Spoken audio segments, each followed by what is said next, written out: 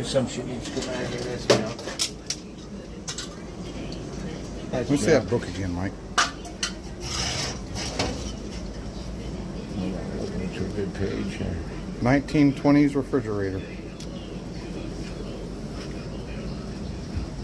For different occasions. Let's see what we got. Still got the book that goes with it. That goes with it, how to use your refrigerator and all the things you can do with your refrigerator, see? Freezing a salad. Yikes. And then there's a little porcelain tray. And then these are the ice cube trays that you would, to break your ices loose, you know. Right. They did them all with aluminum. I remember them as a kid.